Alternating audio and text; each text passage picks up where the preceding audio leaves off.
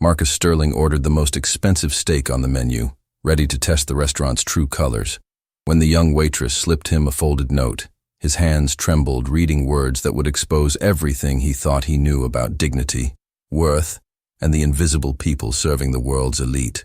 Like, comment, and subscribe so we can keep sharing stories like this.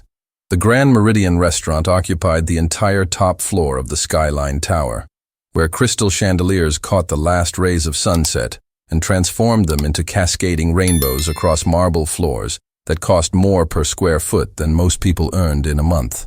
The reservation list read like a directory of the city's most powerful families, and the wait list stretched 6 months into the future. Marcus Sterling pushed through the heavy brass doors, wearing a jacket that had seen better days, work boots that had walked through construction sites, and a determination that had been building for weeks. His appearance was carefully calculated, ordinary enough to be overlooked, shabby enough to trigger exactly the kind of response he suspected would come. The host station was occupied by a young man whose expression shifted from professional welcome to barely concealed disdain in the time it took Marcus to approach. "Good evening, sir," the host said, his tone making the word "sir" sound like an insult. "Do you have a reservation?" "Sterling, table for one," Marcus replied simply, watching the host's fingers fly across the tablet screen. "Sterling, I see. And this reservation was made when? 3 weeks ago." The host's eyebrows rose skeptically as he studied Marcus from head to toe, clearly calculating whether this casually dressed man could possibly afford the $400 minimum per person that the Grand Meridian required. "I'm afraid I need to verify. Is there a problem?" A voice cut through the lobby like a knife through silk. Victor Ashford, the restaurant's manager, materialized beside the host station, with the predatory grace of someone who had spent decades perfecting the art of intimidation, disguised as hospitality. Everything about him screamed authority and superiority, from his perfectly styled hair to the way he held himself as if the restaurant was his personal kingdom, and everyone in it, merely subjects awaiting judgment.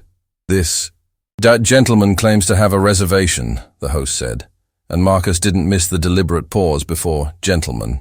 Victor's eyes swept over Marcus with the efficiency of a machine designed to sort acceptable from unacceptable. "Mr. Sterling, is it?" "That's right." "I see." Victor's smile was thin and cold. "I'm afraid there's been some confusion. The Grand Meridian maintains certain standards of dress. We require all our guests to meet a minimum level of—" "I'm aware of your dress code," Marcus interrupted calmly. "Jacket required. I'm wearing one." "Yes, but surely you understand that the spirit of the code implies—" "I understand that I made a reservation, paid the deposit, and arrived on time," Marcus said, his voice remaining steady despite the heat building in his chest. "Unless there's a written policy about the age or condition of jackets, I believe I'm in compliance." Victor's jaw tightened almost imperceptibly.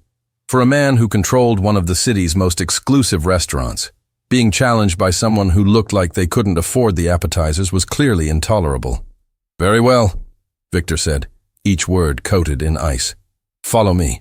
But instead of leading Marcus to one of the coveted window tables, or even to the main dining area where the restaurant's wealthy clientele laughed over wine that cost more than monthly rent, Victor walked toward the back corner near the kitchen doors.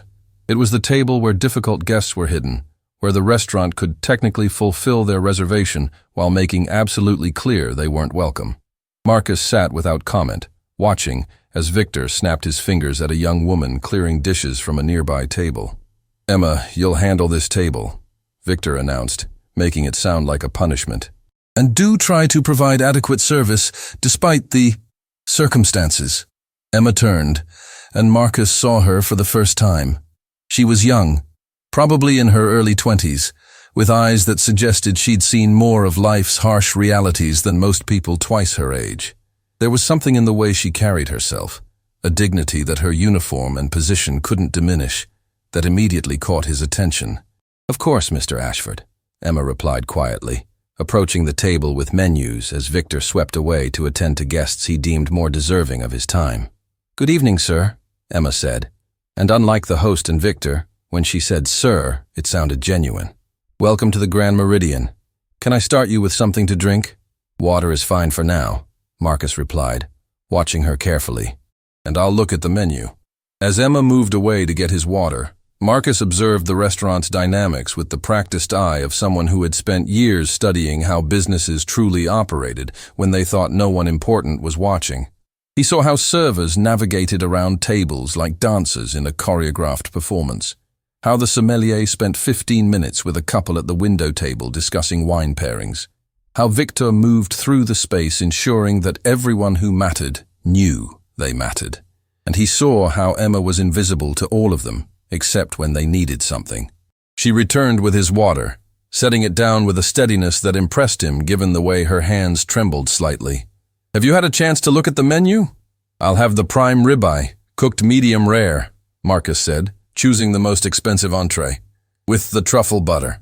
Something flickered across Emma's face, gone so quickly he almost missed it. Concern? Warning? Before he could identify it, her professional mask slipped back into place. "Excellent choice. That will be out shortly." As she turned to leave, Marcus noticed Victor watching from across the room, his expression a mixture of surprise and calculation. The manager clearly hadn't expected the shabby-dressed man to order a $90 steak. The minutes crawled by as Marcus observed the theater of fine dining around him. A businessman 3 tables over sent back his wine twice, berating the sommelier loud enough for half the restaurant to hear. A woman dripping in jewelry snapped her fingers at a server like he was a dog. And through it all, Victor moved among them like a courtier, laughing at unfunny jokes, agreeing with opinions that contradicted themselves, reinforcing the delusion that money and rudeness were acceptable substitutes for character. When Emma returned with his steak, Marcus noticed immediately that something was off.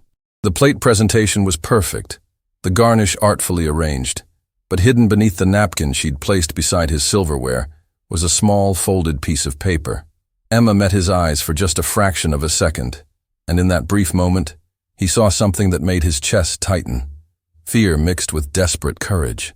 She walked away quickly, and Marcus sat frozen, staring at the folded note. Around him, the restaurant continued its performance of elegance and exclusivity, crystal clinking, quiet laughter, the murmur of conversations about stock options and vacation homes. But all Marcus could focus on was that piece of paper. With hands that weren't quite steady, he unfolded the note, and what he read made his blood run cold. "Please don't eat this. They did something to your food. I saw it. They do it to everyone they think doesn't belong. I'm sorry. I tried to warn you." Marcus looked up sharply, searching for Emma across the restaurant. When he found her, she was standing near the kitchen doors, her face pale, watching him with an expression that was part terror and part resignation, as if she knew that passing him that note might have just destroyed her life but couldn't live with herself if she hadn't tried to warn him. And in that moment, Marcus Sterling understood that what he'd come here to investigate was far worse than he'd imagined. The test had just become personal. Marcus stared at the note, reading it 3 more times as if the words might rearrange themselves into something less horrifying. Around him, the Grand Meridian continued its performance of refined elegance, completely unaware that its carefully constructed facade was crumbling in the hands of a man they dismissed as unworthy of their respect. His steak sat before him, perfectly seared, the truffle butter melting into an aromatic pool that under any other circumstance would have been appetizing. Now it looked like evidence. Now it represented every assumption the staff had made about him, every decision they'd made that he didn't deserve basic human dignity, every line they'd crossed because they thought no one would ever hold them accountable. Marcus caught Emma's eye across the restaurant. She stood frozen near the kitchen entrance, her face a mask of controlled terror as she watched him process her warning. He could see the war playing out behind her eyes, the fear of what she'd done, the hope that he'd believe her, the resignation that her act of conscience had probably just cost her everything. He needed to know more, but he also needed to be smart about this. Marcus carefully folded the note and slipped it into his jacket pocket. Then, with deliberate casualness, he cut into the steak, lifted a piece to his lips, and paused just before eating it. He saw Emma's sharp intake of breath from across the room. He saw Victor Ashford watching from his position near the sommelier station, a small, satisfied smile playing at the corners of his mouth. At the last second, Marcus set his fork down and reached for his water glass instead, taking a long drink as if considering the wine list. When he looked up again, Victor's smile had faded slightly, replaced by something harder to read. Emma had disappeared into the kitchen. Marcus waited 5 minutes, then stood and walked toward the restrooms, located down a corridor that passed by the kitchen's service entrance. As he'd hoped, Emma emerged from the kitchen carrying a tray of dirty dishes toward the washing area. "Emma," he said quietly, and she nearly dropped the entire tray. "Sir, she began, her voice trembling. "Is there somewhere we can talk? Privately? I'm working. I can't. Please." Marcus kept his voice low but urgent. "What you did took incredible courage, but I need to understand what's happening here." Emma glanced around nervously, then nodded toward a small door marked "Staff Only." "Storage closet. 2 minutes. If anyone sees us, I'll say I got lost looking for the restroom." She disappeared into the kitchen while Marcus counted to 30, then slipped into the storage closet. It was cramped, lined with shelves of linens and supplies, lit by a single flickering bulb. Emma arrived seconds later, closing the door behind her with shaking hands. "You shouldn't have come here," she whispered, but there was gratitude in her eyes that contradicted her words. "If Victor finds out I talked to you, what did they do to my food?" Emma's face crumpled slightly, as if saying the words out loud made them more real. "I don't know exactly. I just saw Victor and the head chef, Stefan, arguing near your order. Stefan was refusing to do something, and Victor said, 'He doesn't belong here. People like him need to learn their place.' Then Victor did something to your plate when Stefan turned away. I couldn't see what, but..." She wrapped her arms around herself, suddenly looking much younger than her years. "This isn't the first time. I've seen them do this before. To people who complain too much, or who they think don't fit in, or who challenge Victor's authority. Nothing that would seriously hurt anyone. They're too smart for that. Just enough to make people sick, to ruin their evening, to make sure they never come back." Marcus felt rage building in his chest, but he kept his voice calm. "How long has this been going on?" "Since I started working here. Maybe before. I don't know." Emma's hands twisted together. "I tried to report it once to the corporate office. They sent an inspector, but Victor knew they were coming. Everything was perfect that day. They made me look like I was lying or crazy. After that, Victor cut my hours, gave me the worst shifts, the worst tables. He made it clear what happens to people who cause problems. Then why risk warning me?" Emma met his eyes, and Marcus saw something in them that reminded him why he'd started this investigation in the first place. "Because I'm tired of being afraid. Because every time I stay silent, I become part of what they're doing. Because," her voice dropped to barely a whisper, "because my little brother has special needs, and our mom works 2 jobs, and I need this income desperately, but not desperately enough to watch them poison someone and do nothing." The word poison hung in the air between them like a physical presence. "How old is your brother?" 8. "He's the sweetest kid in the world, and he deserves better than a sister who's too scared to do the right thing." Marcus studied this young woman who had risked everything to protect a stranger, who worked in a system designed to keep her powerless and silent, who still somehow maintained enough moral clarity to draw a line she wouldn't cross. "What's your full name, Emma?" She hesitated. "Emma Rodriguez." "Why?" "Because I'm going to need you to tell your story again, officially, with protections in place, with people who will actually listen and act." Emma's eyes widened. "Who are you?" Before Marcus could answer, the storage closet door flew open. Victor Ashford stood in the doorway, his face twisted with barely controlled fury. "Emma Rodriguez, you are fired effective immediately," Victor announced, his voice dripping with vindictive satisfaction. "Fraternizing with guests during work hours, abandoning your station, making false accusations." "False accusations?" Marcus stepped forward, positioning himself between Victor and Emma. "Is that what you call warning someone that their food has been tampered with?" Victor's eyes narrowed. "I have no idea what delusions you've been filling her head with, but this establishment has impeccable standards. If you have a complaint about your meal..." "Oh, I have several complaints about my meal," Marcus said, his voice taking on an edge that made Victor pause. "Starting with the fact that I watched you interfere with it while it was being prepared." "That's absurd. You were seated in the dining room." "I was. But the dining room has security cameras, doesn't it? As does the kitchen. And I'm very curious what those cameras would show if someone were to review the footage from the last hour." Victor's face went pale. then flushed with anger. Security footage is private property, not when it's evidence of criminal activity. Tampering with food is a serious health code violation. It's also assault in most jurisdictions. You don't know what you're talking about, Victor sputtered, but his confidence was cracking. Who do you think you are? Someone who's been investigating complaints about this restaurant for the past 3 months, Marcus replied calmly. Someone who's documented a pattern of mistreatment, discrimination, and yes, food tampering. Someone who's been waiting for enough evidence to shut this place down permanently. The blood drained from Victor's face. This was a setup? Call it a test. One you failed spectacularly. Victor's expression cycled through shock, fear, and then settled on desperate defiance. It doesn't matter. You have no proof. It's your word against mine, and in case you haven't noticed, I'm the manager of one of the city's most prestigious restaurants. You're just some nobody in cheap clothes trying to cause trouble. Actually, a new voice joined the conversation. He's Marcus Sterling, owner of Sterling Hospitality Group, which owns 17 restaurants across 5 states, including 3 Michelin-starred establishments. He's also the anonymous donor who's been funding workplace safety investigations throughout the city. Everyone turned to see a woman standing in the corridor holding up a badge. Detective Sarah Chen, Consumer Protection Division. We've been working with Mr. Sterling on this investigation for several months, and I have a warrant to seize all security footage from this establishment. Victor's face went from pale to gray. Behind him, Marcus could see other staff members gathering, drawn by the commotion. He saw fear on some faces, recognition on others, and on a few, something that looked like vindication. Mr. Ashford, Detective Chen continued, you have the right to remain silent. Wait! Victor's voice cracked with desperation. This is all a misunderstanding. I was trying to protect the restaurant's standards. People like him.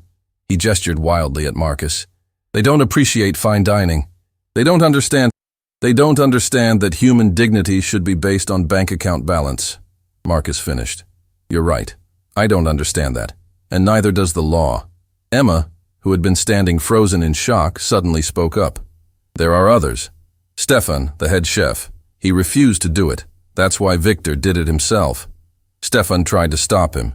And there are other servers, other staff who've been afraid to speak up. They shouldn't be punished for this. Detective Chen made a note. We'll need statements from everyone. Ms. Rodriguez, I understand you've been a key witness in this investigation. Emma looked at Marcus with confusion and dawning understanding. You knew? This whole time? I suspected, Marcus admitted. But I didn't know how bad it was until tonight. And I didn't know about you until you handed me that note. That took real courage, Emma. I'm still going to lose my job, Emma said, the reality sinking in. Even if Victor goes to jail, the restaurant might close. And either way, I'm unemployed. My family, your family will be fine. Marcus interrupted gently. Because you're not unemployed. You're hired. Sterling Hospitality Group needs people with integrity. People who stand up for what's right even when it costs them. That's exactly the kind of person I want on my team. Emma's eyes filled with tears. You're serious? Completely. Better pay, better hours, better environment. And more importantly, a workplace where treating people with dignity isn't optional, it's required. As Detective Chen led Victor away in handcuffs, still sputtering protests and threats about lawyers, Marcus watched the staff members who'd gathered in the corridor. Some looked relieved, others worried about their own futures, a few clearly calculating how to distance themselves from Victor's actions. But Emma just stood there, tears streaming down her face, looking at Marcus like he'd just rewritten her entire world. Why? She finally asked. Why go through all this trouble? Why risk eating contaminated food just to catch them? Marcus thought about his own journey, about growing up poor, about working his way through culinary school while classmates from wealthy families looked down on him, about every time someone had judged him by his clothes or his accent or his address instead of his character. Because I remember what it feels like to be invisible, he said quietly. I remember what it feels like to be judged before you open your mouth. To be treated as less than human because of circumstances beyond your control. And I decided that once I had the power to change that, I would. Every single time. Emma wiped her tears with the back of her hand. Thank you. For seeing me when I thought I was invisible. You were never invisible, Emma. You just worked for people who were too blind to see what was right in front of them.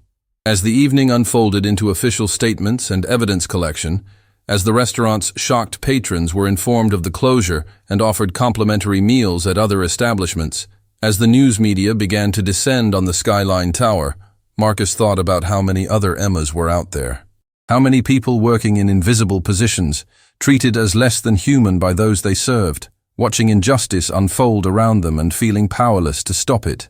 But tonight, one person had found her power, and that was just the beginning. The Sterling Hospitality Group headquarters occupied a modest building in the business district, deliberately unpretentious compared to the glass towers surrounding it. Marcus had designed it that way on purpose, wanting his employees and visitors to understand that his company valued substance over show, people over prestige. It was nearly midnight when Marcus, Emma, and Detective Chen arrived at his office on the third floor.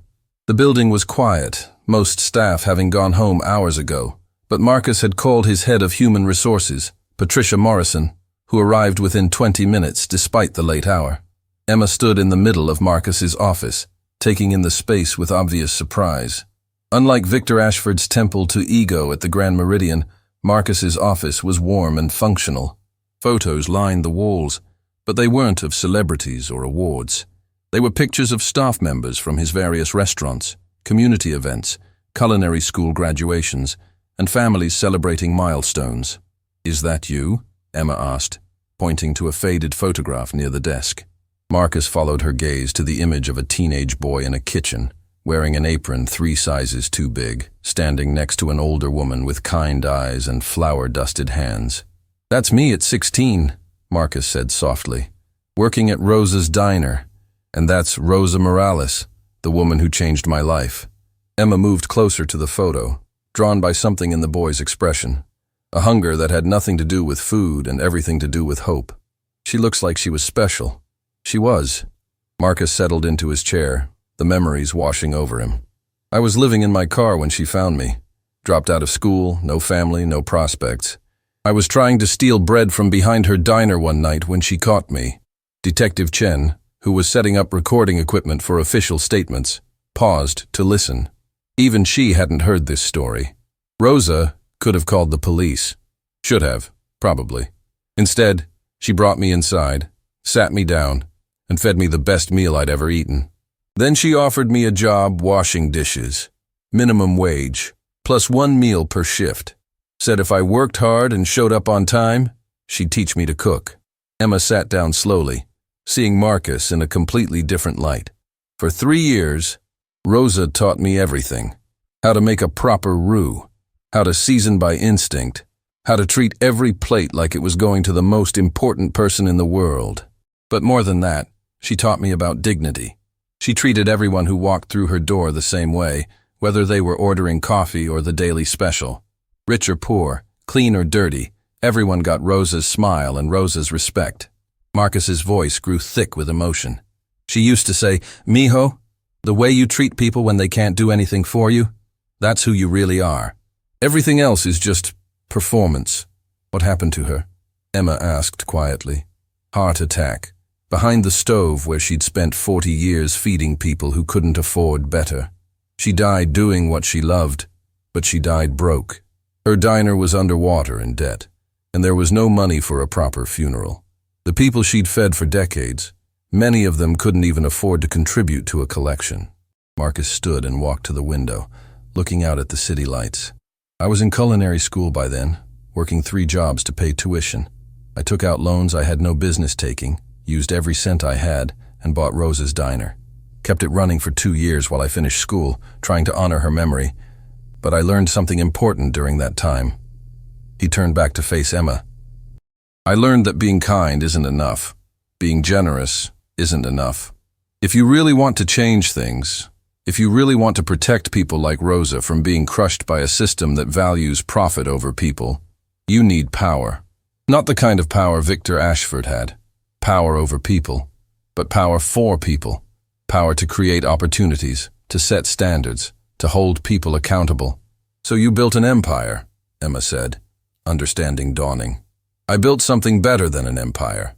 I built a company where every employee has health care, where single parents get flexible schedules, where immigrants get help with documentation, where people are promoted based on talent, not connections, where treating someone with dignity isn't optional. Patricia Morrison entered at that moment, a woman in her 50s with the efficient manner of someone who'd spent decades fixing problems. "You called about an employment situation?" Marcus gestured to Emma. "Patricia, this is Emma Rodriguez. She just risked her job, possibly her safety, to expose criminal activity at the Grand Meridian. She has a younger brother with special needs and a mother working multiple jobs. I want you to set her up with a position in our management training program, full benefits, starting salary of $60,000. Emma's head snapped up. 60? But that's more than double what I was making. That's what integrity is worth in this company, Marcus said firmly. Patricia will also help you navigate support services for your brother. We have partnerships with several excellent care facilities, and our employee assistance program can help with everything from transportation to specialized therapy. Emma's eyes filled with tears again, but these were different from the terrified tears in the storage closet. These were tears of relief so profound it almost hurt to witness. "I don't understand," she whispered. "Why are you doing this?" "Because Rosa did it for me, and because every time I see someone in your position, talented, hardworking, trapped by circumstances, I see myself at 16. The only difference between us is that I got lucky. Someone saw me when I was invisible. It's my job to pay that forward." Detective Chen cleared her throat. "This is all very moving, but we still need official statements. Emma, are you ready to go on record about everything you witnessed?" Emma nodded, wiping her eyes. "Yes, but I need you to know something first. I'm not the only one who saw things. There are others at the Grand Meridian who wanted to speak up but were afraid. Stefan, the head chef, he tried to stop Victor multiple times. The sommelier, James, he complained to corporate about discriminatory practices. The hostess, Maya, she kept records of how Victor assigned tables based on appearance." Detective Chen leaned forward with interest. "They kept records. Maya showed them to me once. She's studying hospitality management at night school, and she was documenting everything for a case study on workplace ethics. She never thought anyone would actually care enough to investigate." Marcus exchanged a look with Detective Chen. "We need to talk to these people. Tonight, if possible, before Victor's lawyers start threatening them into silence." "Already on it." Detective Chen pulled out her phone. "I'll have officers bring them in for voluntary statements. If they're willing to testify, we won't just have Victor for tonight's incident. We'll have a pattern of behavior that could shut down similar operations across the city." As Detective Chen stepped out to make calls, Patricia began walking Emma through employment paperwork. Marcus watched them, thinking about how one act of courage could ripple outward in ways no one could predict. A text message interrupted his thoughts. It was from his director of operations at another property. "News is spreading. Staff at other locations asking questions about how we handle complaints. This is going to be bigger than one restaurant." Marcus typed back. "Good. Let them ask questions. Transparency is how we maintain trust." Another message came through, this one from an unknown number. "Mr. Sterling, this is Stefan Kovac, head chef at Grand Meridian. Emma Rodriguez gave me your number. I need to talk to you about what's been happening, not just at this restaurant. There's more you need to know." Marcus called the number immediately. A man answered on the first ring, his voice strained with stress. "Mr. Sterling, thank you for taking my call. I don't know how much Emma told you, but the situation is more widespread than you realize. Victor Ashford isn't acting alone. There's a network." "A network?" "Managers and owners of high-end establishments across the city. They share information about problem customers, staff who complain, food critics who write negative reviews. They coordinate responses, blacklisting employees, manipulating online reviews, and yes, occasionally tampering with food or service to drive away people they don't want." Marcus felt his stomach drop. "How many establishments?" "At least a dozen that I know of, maybe more. They have a private social media group where they trade information and tactics. Victor showed it to me once when he was trying to recruit me into their inner circle. I refused, which is why he's been trying to force me out. Can you prove this?" "I took screenshots before Victor changed the passwords. I have messages going back 6 months, names, specific incidents, coordination of blacklisting campaigns. I was planning to go to the authorities, but I was scared. I have a wife, kids, a mortgage. Victor made it clear what happens to people who cross him. Not anymore, Marcus said firmly. Come to my office. Bring everything you have. Detective Chen is here and she'll make sure you're protected. I'll be there in 20 minutes. As Marcus ended the call, he realized the scope of what they'd uncovered was far larger than one manager's power trip.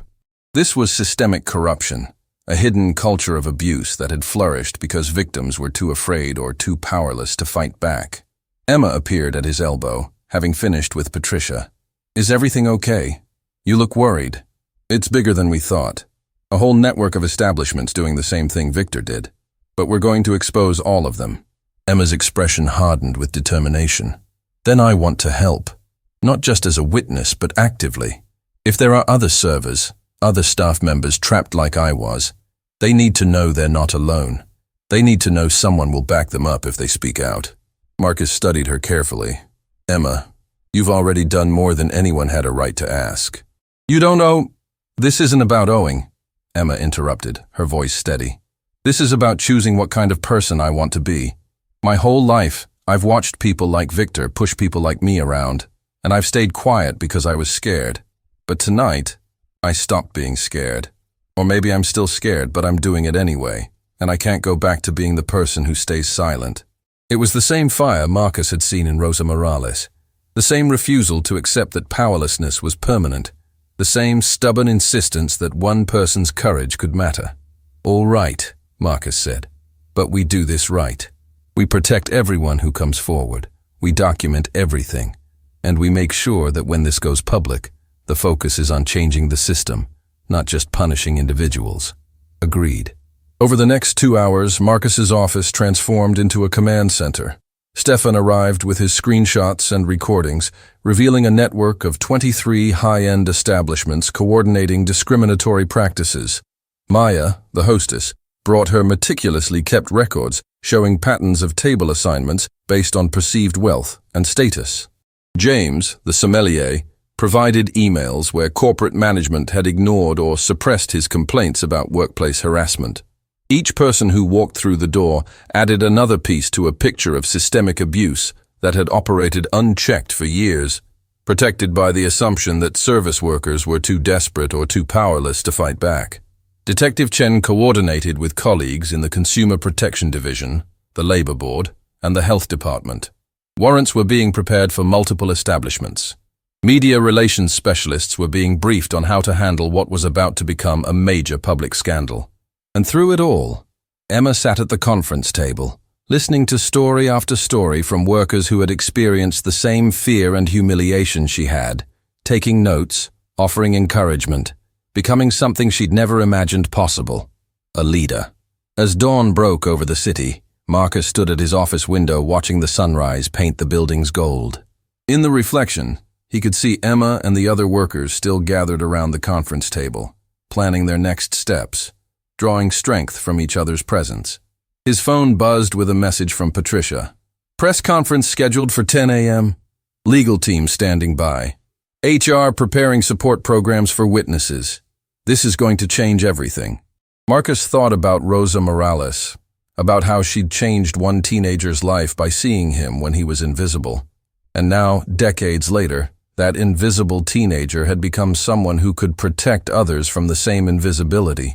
But the real heroes weren't billionaires who could fund investigations or detectives who could make arrests. The real heroes were people like Emma Rodriguez, who had everything to lose and nothing to gain except the ability to look at themselves in the mirror and know they'd done the right thing. As the sun rose higher, Marcus made a decision. This wouldn't just be about exposing corruption or shutting down abusive establishments. This would be about creating something new, something better. A network of restaurants and businesses where dignity wasn't negotiable, where workers had real power, where treating people as invisible came with consequences that couldn't be bought or threatened away. The revolution had started with a note slipped to a stranger, and it was just beginning. The Sterling Hospitality Group conference room filled rapidly as morning light streamed through floor-to-ceiling windows. Marcus watched journalists, photographers, and camera crews set up equipment with the efficient chaos of professionals who knew they were covering something significant. Local news stations had sent their best reporters. But what surprised him was the presence of national media outlets and even international correspondents who'd caught wind of the story. Emma stood near the back wall, flanked by Stefan, Maya, and James, the workers who'd found the courage to come forward. Patricia had offered them professional clothing for the press conference, but Emma had insisted they wear their work attire. "People need to see who we really are," she'd said, "not polished versions that make them comfortable." Now, watching her check on the others with quiet encouragement, Marcus saw something remarkable happening. This young woman who'd been invisible just hours ago was becoming visible not just to him, but to herself. She stood straighter, spoke with more confidence, had transformed from someone who apologized for existing into someone who insisted on being seen. Detective Chen approached Marcus with a tablet displaying the morning's developments. Victor Ashford's attorney is threatening lawsuits. Claims his client was entrapped, that you used your wealth and influence to manufacture evidence. He's already contacted 3 news outlets with his version of events. "Let him talk," Marcus replied calmly. "We have documentation, multiple witnesses, and security footage. The truth doesn't need threats to defend it. There's more. The network Stefan told us about?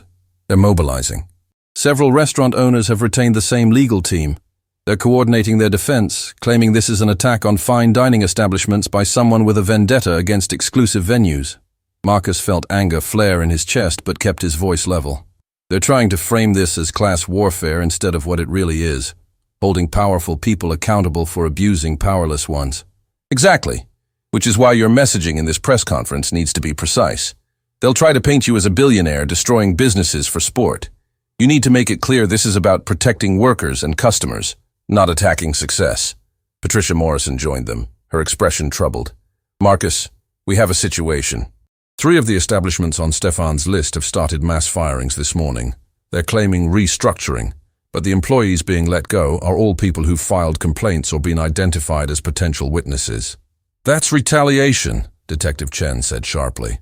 "Illegal retaliation." "It is, but proving it quickly enough to stop them." Patricia shook her head. "They're smart. They're documenting performance issues, creating paper trails that technically justify the terminations.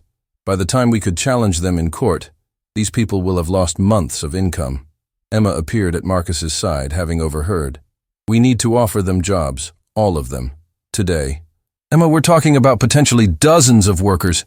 "Then we hire dozens of workers," Emma interrupted, her voice firm. "You have 17 restaurants. You told me last night that you built this company to protect people like us. Well, here we are, people exactly like us, being punished for doing the right thing. If we don't protect them now, we're telling everyone watching that speaking up isn't worth the risk." Marcus looked at Patricia, who was already calculating numbers in her head. "It's aggressive but possible. We'd need to accelerate our expansion timeline, open 2 new locations we'd been planning for next year. It would strain resources, but we could absorb that many employees." "Then do it," Marcus decided. "Put out a statement immediately. Any employee terminated for cooperating with this investigation has a guaranteed position with Sterling Hospitality Group, same or better pay, full benefits effective immediately. Make it clear that we protect people who stand up for what's right." Patricia hurried off to execute the plan while Detective Chen nodded approval. "That's going to make a statement. Puts pressure on the other owners, too. If they retaliate, they know you'll catch their workers." The press conference began at exactly 10 o'clock.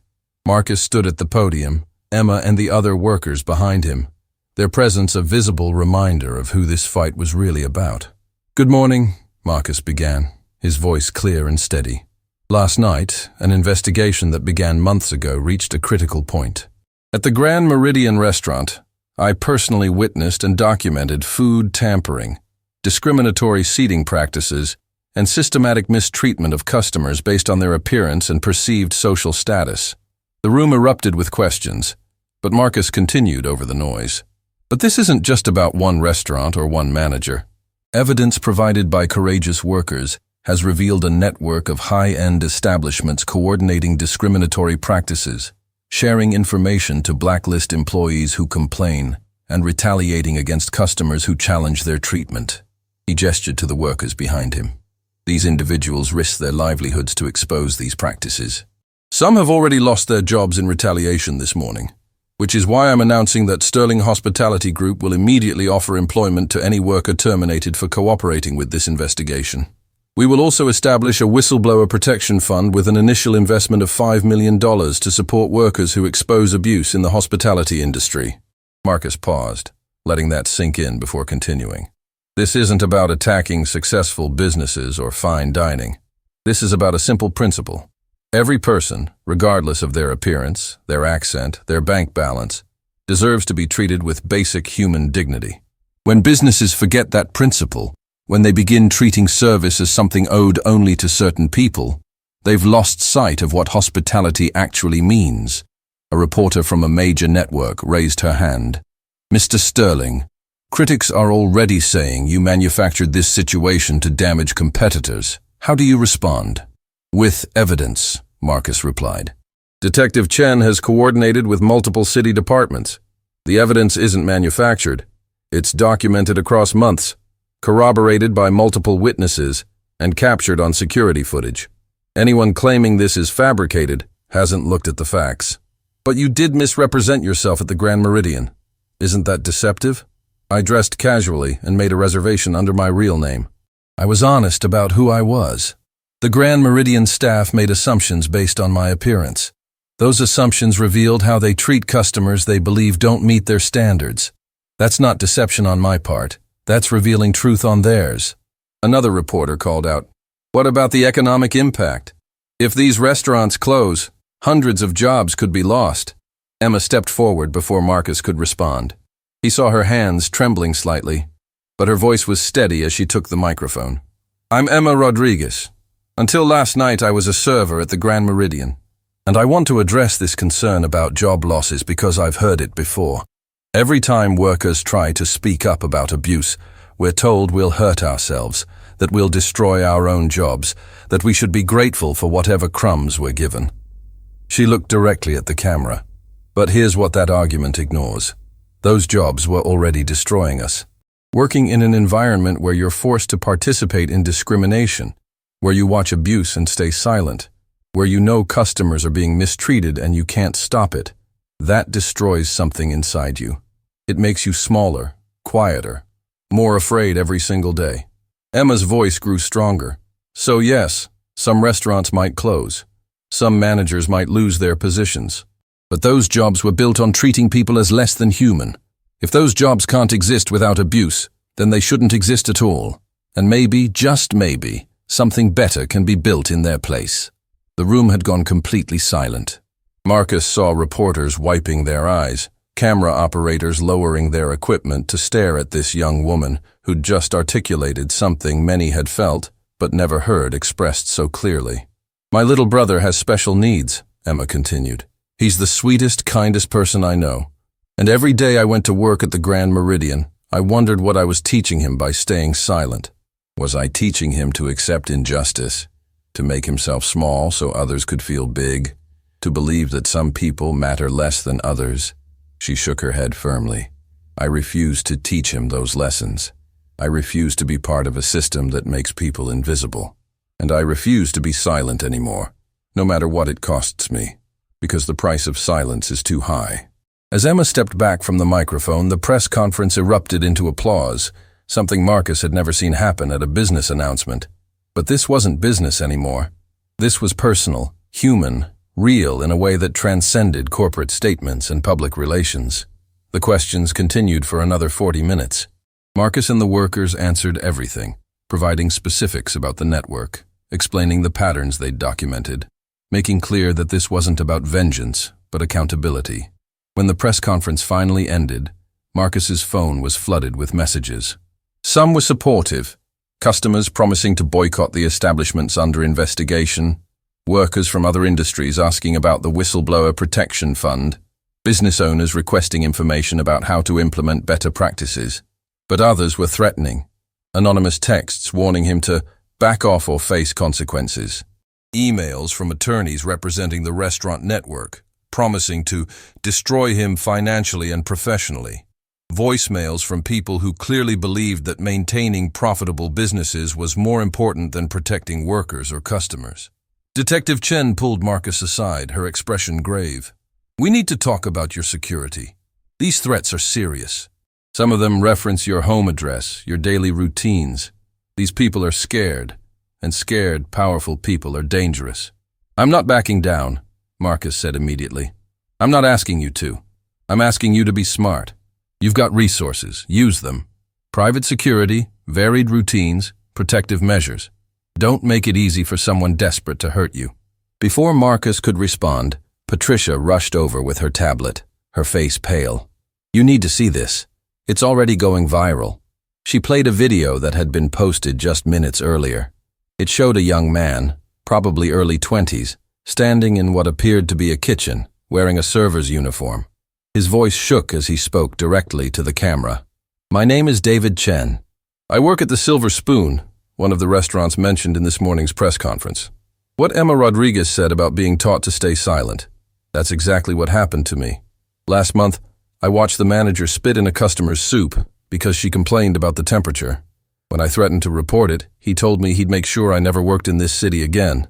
He showed me texts from other restaurant managers, all agreeing to blacklist me if I caused problems. The young man's eyes filled with tears. I've been scared for so long. Scared of losing my job. Scared of these people who have so much power. But watching Emma speak up, watching Mr. Sterling put his reputation on the line, I can't stay silent anymore. I have video. I've been recording incidents for 3 months because I knew no one would believe me otherwise.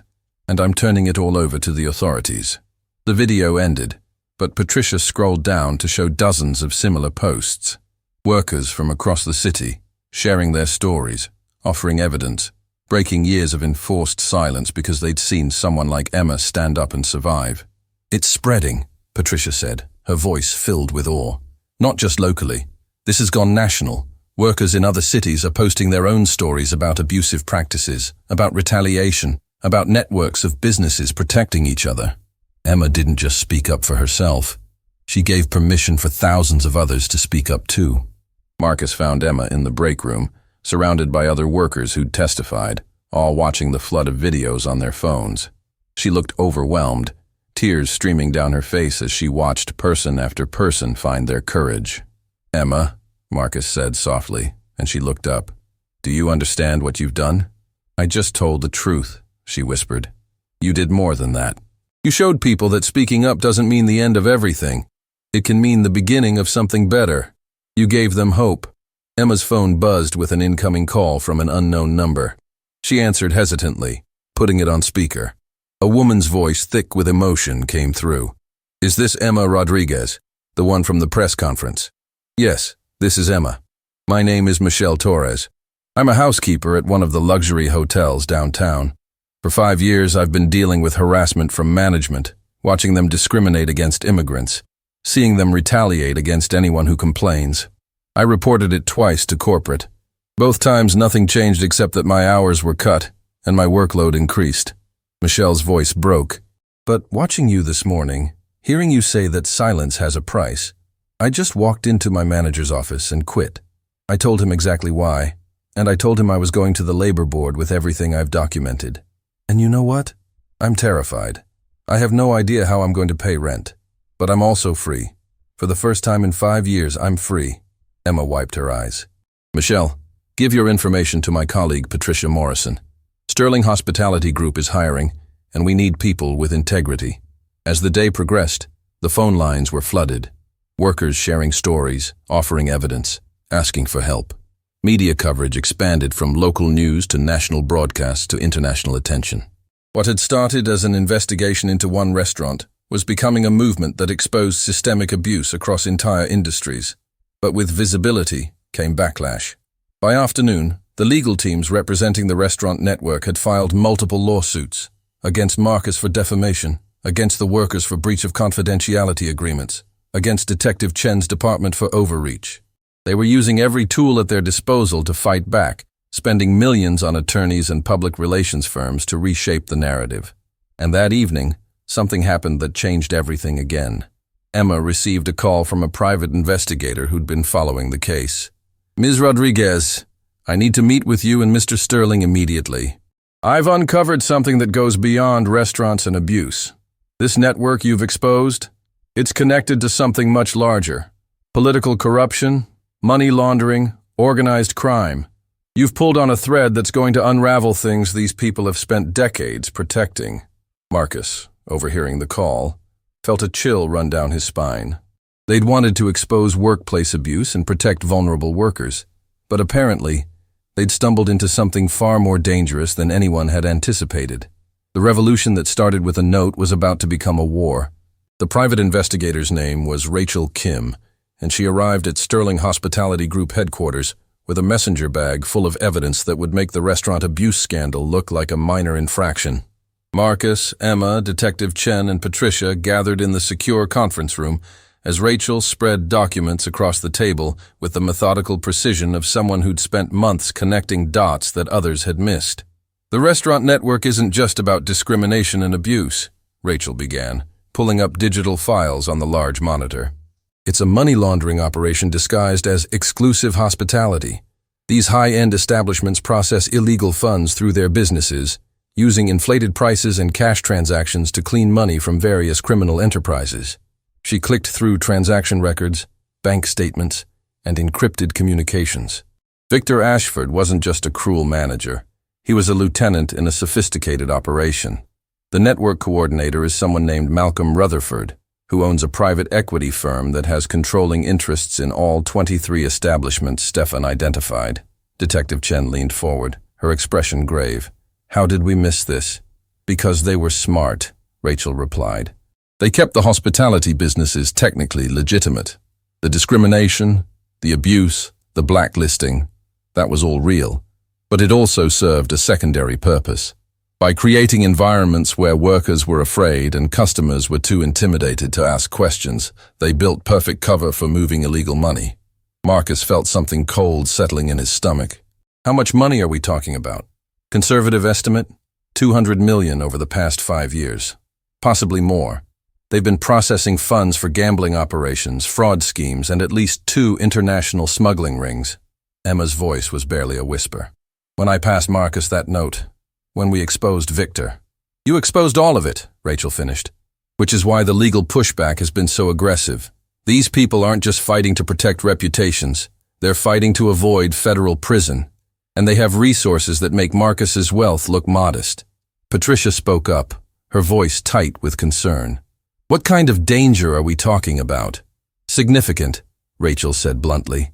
"Malcolm Rutherford has connections to organized crime. Not the kind that operates in shadows, the kind that wears expensive suits and sits on charity boards. He's already contacted several individuals known to solve problems for people in his position." Marcus stood abruptly, his mind racing through implications. Emma, Stefan, Maya, James, anyone who testified. They're all potential targets. "Already ahead of you," Detective Chen was typing rapidly on her phone. "I'm coordinating protective details for all primary witnesses. But Marcus, you need to understand, this is now a federal case. FBI is taking over the criminal investigation, which means everything gets bigger, slower, and more dangerous." Emma's hands were shaking as she reached for her phone. "My brother, my mom, if these people know who I am, they're already protected," Marcus interrupted gently. "I had my security team move them to a safe location this morning. Your brother thinks it's a surprise vacation. Your mother knows the truth, and she's been briefed on security protocols." Emma's eyes widened. "When did you?" "As soon as Rachel contacted us. I wasn't taking chances with your family's safety." Rachel continued presenting evidence, but Marcus's attention was divided between the shocking revelations and his growing concern for everyone who'd been drawn into this situation. They'd wanted to expose workplace abuse and protect vulnerable workers. Instead, they'd stumbled into a criminal enterprise that had tentacles reaching into city government, law enforcement, and business communities across multiple states. A text message interrupted the briefing. It was from an unknown number, and the words made Marcus's blood run cold. "Back off, Sterling. You're playing in waters too deep for a self-righteous billionaire. Accidents happen to people who don't know their place. Ask Rosa Morales." Marcus's hands clenched around his phone. Rosa. They were threatening Rosa's memory. They'd researched him thoroughly enough to know exactly which pressure point would hurt most. Emma noticed his reaction. "What is it?" Marcus showed her the message. Her face paled, but then something extraordinary happened. Her fear transformed into fury, the kind of righteous anger that comes from being pushed too far, from watching bullies operate unchecked for too long. "No," Emma said, her voice low but fierce. "No, they don't get to do this. They don't get to threaten people who stood up for what's right. They don't get to use fear to protect their crimes." She turned to Rachel. "What do you need from us? What evidence, what testimony, what actions will bring these people down permanently?" Rachel looked at Emma with respect. "Everything you've already provided, plus willingness to testify before a federal grand jury. But I need you to understand, this could take months, maybe years. These people have resources to fight every step of the way. Witness protection might become necessary. Your normal life might be over for a long time. My normal life was working at a restaurant where I watched people abuse others and stayed silent because I was scared," Emma replied. "If that's the normal I'm giving up, I'm not losing anything worth keeping." Over the next several hours, the situation escalated rapidly.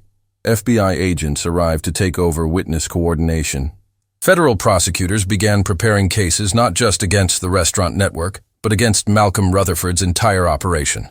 Media coverage exploded as news broke that the workplace abuse scandal was connected to organized crime. But something else was happening too, something that no one had anticipated. The workers who'd started posting their stories online weren't stopping. Instead, they were organizing. Emma's phone buzzed constantly with messages from service workers across the country. Servers, housekeepers, delivery drivers, retail employees, all sharing stories of abuse, all asking how they could help, all demanding change. By evening, a movement had formed with a simple name: We See You. It was workers telling their stories, customers pledging to report mistreatment, business owners committing to better practices. Emma's press conference speech about the price of silence had become a rallying cry that spread across social media, shared millions of times, translated into dozens of languages.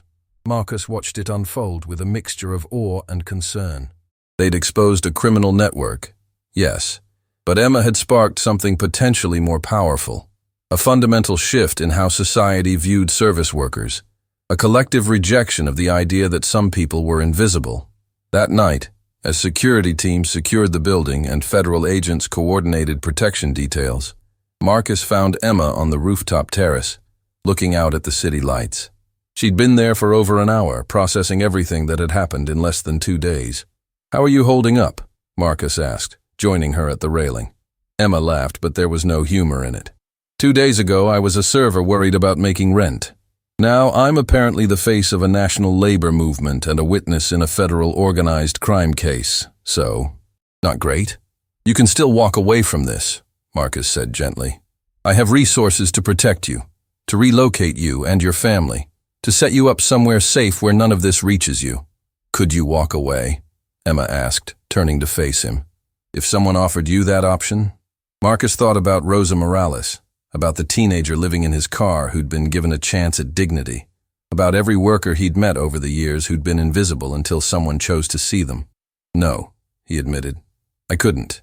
"Then neither can I." Emma turned back to the city. "Besides, it's not just about me anymore. There are thousands of people out there who are watching to see what happens. If I run, if I hide, I'm telling them that speaking up doesn't work, that power always wins, that invisibility is safer than visibility." "It might be," Marcus said quietly. "Invisibility might actually be safer, but it's not living," Emma replied. "Rosa taught you that, didn't she? That's why you built this company, why you've spent decades trying to create something different. Because she showed you that being seen, being treated with dignity, being valued, that's what makes life worth living." Marcus felt tears threatening for the first time since Rosa's funeral. "She'd be proud of you. She'd say you have a good heart and a strong spine, which is exactly what the world needs." "Tell me about her," Emma said suddenly. "Not just the story from your office. Tell me who she really was." So Marcus did. He told Emma about Rosa's laugh that could fill a whole diner, about how she remembered every regular customer's order and asked about their families, about how she'd slip extra food to homeless people through the back door when she thought no one was watching. He told her about Rosa's philosophy that everyone deserves a seat at the table, literally and figuratively, and that the quality of society could be measured by how it treated its most vulnerable members. The last thing Rosa said to me, Marcus's voice broke slightly, was, "Mijo, promise me something. Promise me you'll use whatever success you achieve to pull others up." Because tables are meant to be filled, not rationed to the worthy. Emma wiped tears from her eyes. "I wish I'd met her. You would have loved each other. You're the same kind of person, someone who sees injustice and can't walk past it, even when walking past would be easier." They stood in comfortable silence for a while, watching the city below. Somewhere in those lights were workers who were invisible, customers being mistreated, systems designed to protect the powerful while exploiting the vulnerable. But also, somewhere in those lights were people organizing, speaking up, refusing to stay silent.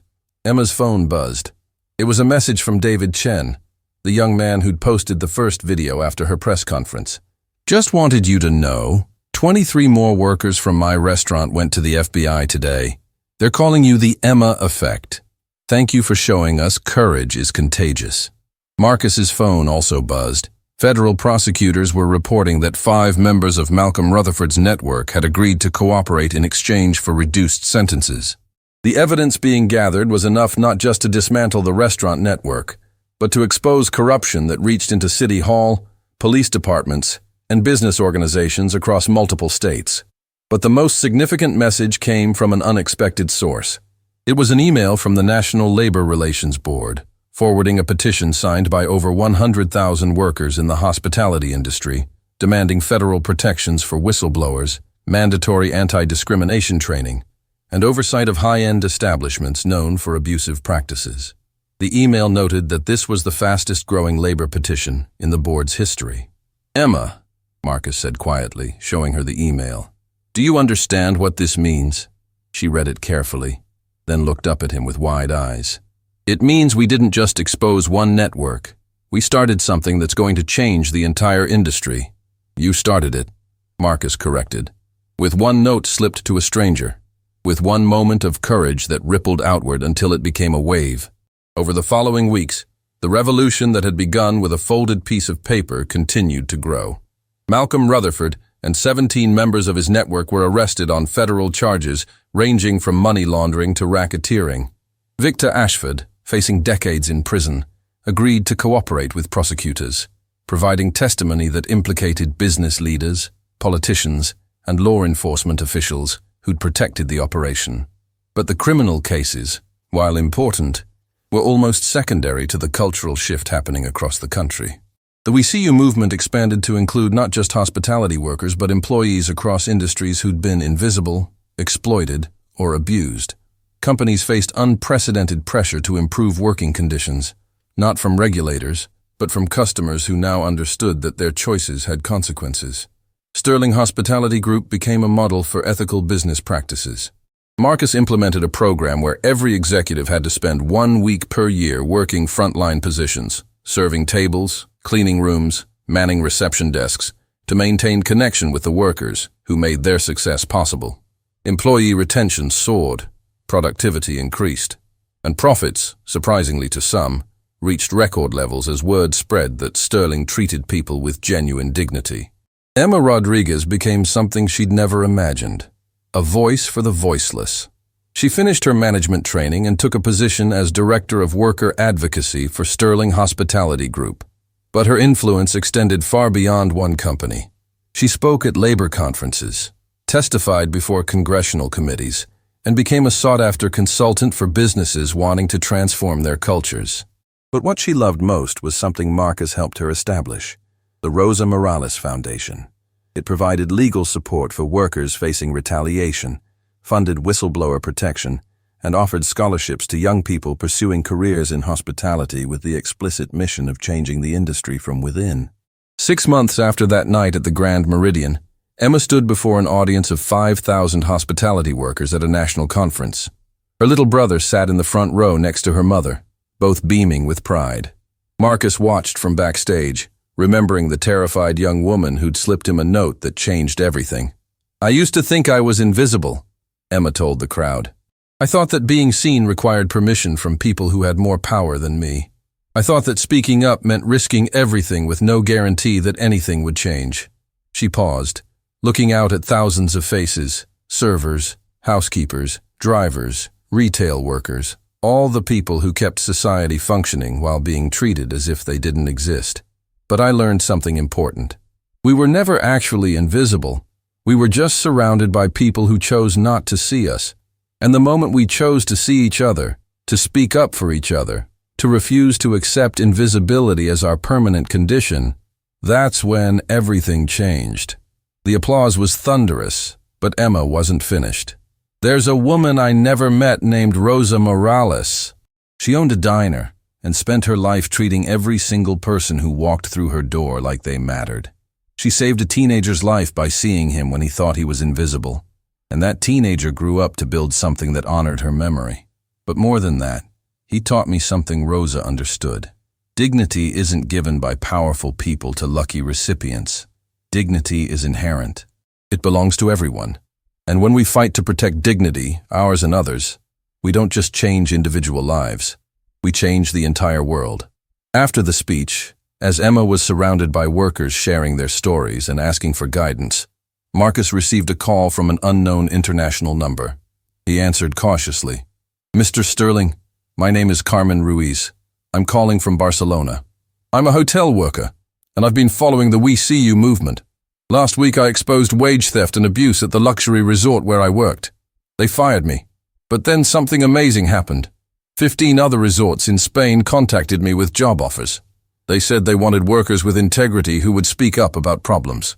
They said Emma Rodriguez had taught them that protecting workers was good business." Marcus felt tears building. "Carmen, would you be interested in joining a network we're building? Workers around the world who are committed to changing their industries from within?" "I would be honored." As the sun set that evening, Marcus stood once again at his office window, watching the city lights emerge. On his desk was a framed photograph of Rosa Morales, smiling in her diner, surrounded by customers who loved her. Next to it was a newer photo, Emma Rodriguez standing with hundreds of workers at a rally, all of them wearing t-shirts that read, "Tables are meant to be filled." Patricia knocked on his doorframe. "The quarterly reports are ready.